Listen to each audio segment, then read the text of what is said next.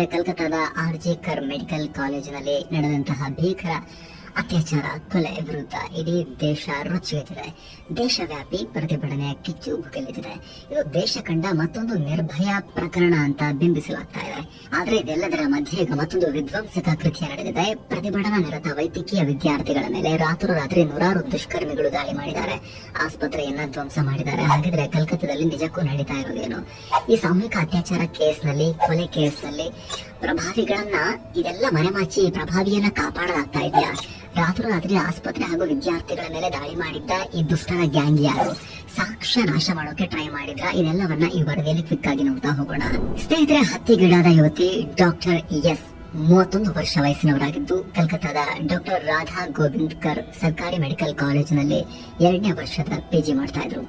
August 9ನೇ ತಾರೀಕು night duty ಇದ್ದಿದ್ರಿಂದ ಆಸ್ಪತ್ರೆಯಲ್ಲಿ ಉಳ್ಕೊಂಡಿದ್ರು. ಆ ದಿನ ರಾತ್ರಿ 11 ಗಂಟೆಗೆ ತಮ್ಮ ತಾಯಿಯೊಂದಿಗೆ ಫೋನ್ ನಲ್ಲಿ ಮಾತನಾಡಿದ್ರು. ಬಳಿಕ ಆನ್ಲೈನ್ ನಲ್ಲಿ ಊಟ ಆರ್ಡರ್ ಮಾಡಿ ತಮ್ಮ ಜೂನಿಯರ್ಸ್ ಜೊತೆಗೆ ಊಟ ಮಾಡಿದ್ರು. ಅವತ್ತು ಪ್ಯಾರಿಸ್ ಒಲಿಂಪಿಕ್ಸ್ ನಲ್ಲಿ ನೀರಜ್ ಚೋಪ್ರಾ ಅವರ ಜಾವ್ಲಿನ್ ಸ್ಪರ್ಧೆ ಇದ್ದಿದ್ರಿಂದ ಅದನ್ನು ನೋಡಿ ರಾತ್ರಿ ಸುಮಾರು 2 ಗಂಟೆಗೆ ರೆಸ್ಟ್ ಮಾಡೋಕೆ ಅಂತ ಸೆಮಿನಾರ್ ಹಾಲ್ಗೆ ಹೋಗಿದ್ರು. ಅದಕ್ಕೂ ಮುನ್ನ ನಿರಂತರ 36 ಗಂಟೆ ಕೆಲಸ ಮಾಡಿದ್ರಿಂದ ರೆಸ್ಟ್ ಅನಿವಾರ್ಯವಾಗಿತ್ತು.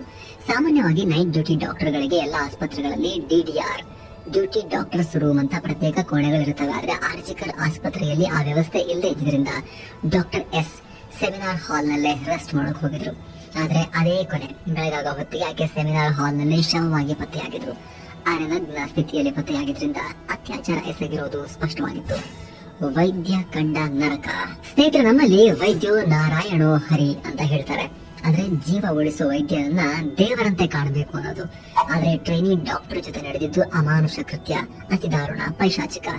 ಮರಣೋತ್ತರ ಪರೀಕ್ಷೆ ನಡೆದ ವೈದ್ಯರಿಗೆ ದಂಗಾಗೋ ರೀತಿಯಲ್ಲಿ ಈಕೆ ಮೇಲೆ ದಾಳಿ ಮಾಡಲಾಗಿತ್ತು. ನಾವು ಎಕ್ಸ್ಪ್ಲೇನ್ ಮಾಡಕ್ಕಾಗಲ್ಲ. ಆ ರೀತಿ ಒಟ್ಟು 9 ಗಂಭೀರ ಗಾಯಗಳಾಗಿದ್ವು.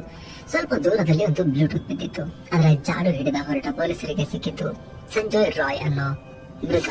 ವಿಕೃತಕಾಮಿ ಸಂಜಯ್ ರಾಯ್ ಆಸ್ಪತ್ರೆಯ ಸಿಸಿಟಿವಿ ಫುಟೇಜ್ ಆಧರಿಸಿ ಶಂಕಿತರ ಮೊಬೈಲ್ ಫೋನ್ ವಶಪಡಿಸಿಕೊಂಡಿದ್ರು. ಈ ವೇಳೆ ಘಟನಾ ಸ್ಥಳದಲ್ಲಿ ಸಿಕ್ಕ ಬ್ಲೂಟೂತ್ ಅನ್ನ ಆನ್ ಮಾಡಿದಾಗ ಸಂಜಯ್ ರಾಯ್ ಅನ್ನೋನ ಫೋನ್ಗೆ ಆಟೋಮೆಟಿಕ್ ಆಗಿ ಕನೆಕ್ಟ್ ಆಗಿದೆ. ಅಂದಹಾಗೆ 33 ವರ್ಷದ ಈ ಸಂಜಯ್ ರಾಯ್ ಪೊಲೀಸರಿಗೆ ಸ್ವಯಂ ಸೇವಕನಾಗಿ ಕೆಲಸ ಮಾಡ್ತಿದ್ದ. ಬಾಕ್ಸಿಂಗ್ ತರಬೇತಿ ಪಡೆಯುವಾಗ ಪೊಲೀಸರಿಗೆ ಪರಿಚಯ ಆಗಿದ್ದ. ಹೀಗಾಗಿ ಕಲ್ಕತ್ತಾ ಪೊಲೀಸ್ ವೆಲ್ಫೇರ್ ಬೋರ್ಡ್ ನಲ್ಲಿ ಕೆಲಸ ಗಿಟ್ಟಿಸಿಕೊಂಡಿದ್ದ. ಬಳಿಕ ಈ ಮೆಡಿಕಲ್ ಕಾಲೇಜಿನ ಪೊಲೀಸ್ ಔಟ್ಪೋಸ್ಟ್ ನಲ್ಲಿ ಕೆಲಸ ಮಾಡ್ತಾ ಇದ್ದ. ಹೀಗಾಗಿ ಪೊಲೀಸರ ಪರಿಚಯ ಇದೆ ಅಂತ ಎಲ್ಲಿ ಬೇಕಲ್ಲಿ ಆರಾಮಾಗಿ ತಿರುಗ್ತಾ ಇದ್ದ. ಯಾವುದೇ ಡಿಪಾರ್ಟ್ಮೆಂಟ್ಗೂ ಹೋಗ್ತಾ ಇದ್ದ.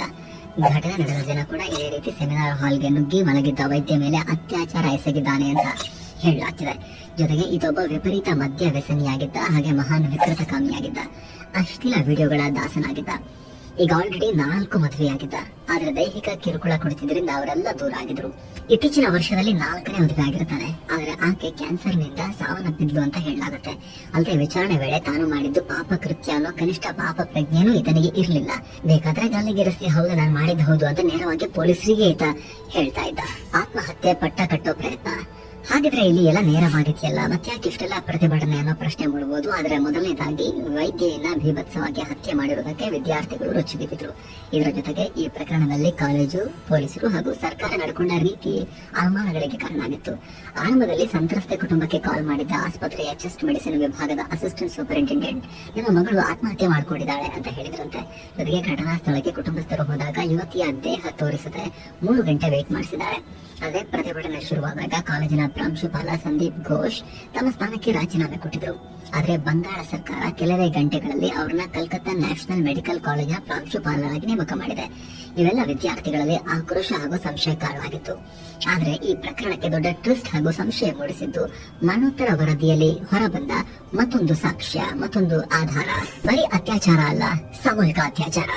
ಮರಣೋತ್ತರ ಪರೀಕ್ಷೆಯಲ್ಲಿ ವೈದ್ಯೆಯ ದೇಹದಲ್ಲಿ 150 ml ನಷ್ಟು ವೀರ್ಯಾಣು ಪತ್ತೆಯಾಗಿದೆ. ಕೇವಲ ಒಬ್ಬ ವ್ಯಕ್ತಿಯಿಂದ ಇಷ್ಟೊಂದು ವೀರ್ಯಾಣು ಸಾಧ್ಯವೇ ಇಲ್ಲ. ಹೀಗಾಗಿ ಈ ಅತ್ಯಾಚಾರದಲ್ಲಿ ಒಬ್ಬರಿಗಿಂತ ಜಾಸ್ತಿ ಜನ ಭಾಗಿಯಾಗಿದ್ದಾರೆ. ಇದೊಂದು ಸಾಮೂಹಿಕ ಅತ್ಯಾಚಾರ ಅನ್ನೋದು ಸ್ಪಷ್ಟವಾಗಿದೆ ಅನ್ನೋದು ಈಗ ಬರುತ್ತಿರುವ ಸ್ಫೋಟಕ ಆರೋಪ. ಒಂದು ಅತ್ಯಾಚಾರ ಹಾಗೂ ಕೊಲೆ ಪ್ರಕರಣ ನಡೆದ್ರೆ ಪೊಲೀಸರು ಅದರ ಮೂಲಕ್ಕೆ ಹೋಗಿ ಸಂಬಂಧಪಟ್ಟ ಎಲ್ಲರನ್ನ ತಂದು ಒಳಗೆ ಹಾಕ್ತಾರೆ. ಆದ್ರೆ ಅತ್ಯಾಚಾರ ನಡೆದ 6 ದಿನಗಳು ಕಳೆದರೂ ಕೂಡ ಕಲ್ಕತ್ತಾ ಪೊಲೀಸರು ಸಂಜಯ್ ರಾಯ್ ನನ್ನ ಹೊರತುಪಡಿಸಿ ಮತ್ತಾರನ್ನೂ ಬಂಧಿಸಿಲ್ಲ. ಇದು ಕಲ್ಕತ್ತಾ ಪೊಲೀಸರ ತನಿಖೆ ಮೇಲೆ ದೊಡ್ಡ ಅನುಮಾನಕ್ಕೆ ಕಾರಣ ಆಗ್ತಾ ಇದೆ. ಇಷ್ಟೆಲ್ಲ ಗೊಂದಲ ಅನುಮಾನಗಳು ಇದ್ದಿದ್ರಿಂದ ಯುವತಿಯ ಪೋಷಕರು ಪ್ರಕರಣವನ್ನ ಸಿಬಿಐಗೆ ಹಸ್ತಾಂತರಿಸುವಂತೆ ಕಲ್ಕತ್ತಾ ಹೈಕೋರ್ಟ್ಗೆ ಮನವಿ ಮಾಡಿದ್ರು. ಮನವಿಯನ್ನು ಒಪ್ಪಿದ ಹೈಕೋರ್ಟ್ ಈಗ ತನಿಖೆಯನ್ನ ಸಿಬಿಐಗೆ ನೀಡಿದೆ. ರಾತ್ರೋರಾತ್ರಿ ವಿದ್ಯಾರ್ಥಿಗಳ ಮೇಲೆ ದಾಳಿ. ಇನ್ನು ಈ ಘಟನೆಯನ್ನು ಖಂಡಿಸಿ ವೈದ್ಯಕೀಯ ವಿದ್ಯಾರ್ಥಿಗಳು ಕಳೆದೊಂದು ವಾರದಿಂದ ದೇಶವ್ಯಾಪಿ ಪ್ರತಿಭಟನೆ ಮಾಡ್ತಾ ಇದ್ದಾರೆ. ಪ್ರಕರಣದ ಬಗ್ಗೆ ಒಂದೊಂದೇ ಮಾಹಿತಿಗಳು ಹೊರಬರ್ತಿದ್ದ ಹಾಗೆ ಈ ಪ್ರತಿಭಟನೆ ಕಾವು ಜೋರಾಗ್ತಾ ಇದೆ. ವೈದ್ಯರು ಹಲವಾರು ಕಡೆ ಎಮರ್ಜೆನ್ಸಿ ಕೇಸ್ಗಳನ್ನ ಬಿಟ್ಟು ಪ್ರಕರಣಗಳನ್ನ ಅಟೆಂಡ್ ಮಾಡೋದು ಬಿಟ್ಟು ಪ್ರತಿಭಟಿಸ್ತಾ ಇದ್ದಾರೆ. ಇದರಿಂದ ಆರೋಗ್ಯ ಸೇವೆಯಲ್ಲೂ ವ್ಯತ್ಯಯ ಆಗಿತ್ತು. ನಿನ್ನೆ ಕೂಡ ಇದೇ ರೀತಿ ಪ್ರತಿಭಟನೆ ಆಗಿತ್ತು. ಆದ್ರೆ ಸ್ವಾತಂತ್ರ್ಯ ದಿನಾಚರಣೆ ಕೂಡ ಇದ್ದಿದ್ರಿಂದ ಈ ಪ್ರತಿಭಟನೆ ಇನ್ನಷ್ಟು ಜಾಸ್ತಿ ಆಗಿತ್ತು. ನಿನ್ನೆ ರಾತ್ರಿ ಕಲ್ಕತ್ತಾ ಬೀದಿಗಳಲ್ಲಿ ರಿಕ್ಲೈಮ್ ದ ನೈಟ್ ಅಂತ ಪ್ರತಿಭಟನೆ ಮಾಡ್ತಾ ಇದ್ರು. ಆರ್ಜಿಕರ್ ಆಸ್ಪತ್ರೆಯಲ್ಲೂ ಕೂಡ ವಿದ್ಯಾರ್ಥಿಗಳು ಪ್ರತಿಭಟಿಸ್ತಾ ಇದ್ರು. ಆದ್ರೆ ಮಧ್ಯರಾತ್ರಿ 12:30 ಹೊತ್ತಿಗೆ ಸುಮಾರು 300 ಜನರ ದೊಡ್ಡ ದುಷ್ಟರ ಗ್ಯಾಂಗ್ ಆಸ್ಪತ್ರೆ ಮೇಲೆ ಅಟ್ಯಾಕ್ ಮಾಡಿಬಿಟ್ಟಿದೆ.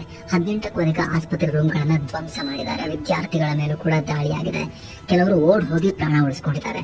ಪೊಲೀಸರ ಸಮ್ಮುಖದಲ್ಲೇ ಇಷ್ಟೆಲ್ಲ ಆಗಿದೆ. ಯಾರು ಹಾಗಾದ್ರೆ ಪೊಲೀಸರ ಮುಂದೆನೆ ದಾಳಿ ಮಾಡುವಂತಹ ಧೈರ್ಯ ಇರೋರು ಯಾರು? ಆಸ್ಪತ್ರೆಯಲ್ಲಿ ಏನ್ ನಾಶ ಮಾಡೋ ಪ್ರಯತ್ನ ಪಡ್ತಾ ಇದ್ರು? ಸಾಕ್ಷ್ಯ ನಾಶಕ್ಕೆ ಪ್ರಯತ್ನ ಪಟ್ರು ಅನ್ನೋ ಪ್ರಶ್ನೆಗಳು ಈಗ ನಿಗೂಢವಾಗಿ ಉಳಿದಿದೆ. ಹಾಗಾಗಿ ದಿನ ಕಳೆದ ಹಾಗೆ ಈ ಪ್ರಕರಣದ ತೀವ್ರತೆ ಕಾವು ಕಮ್ಮಿ ಆಗೋದ್ರ ಬದಲಾಗಿ ರಾಷ್ಟ್ರವ್ಯಾಪಿ ಜಾಸ್ತಿನೇ ಆಗ್ತಾ ಹೋಗ್ತಾ ಇದೆ.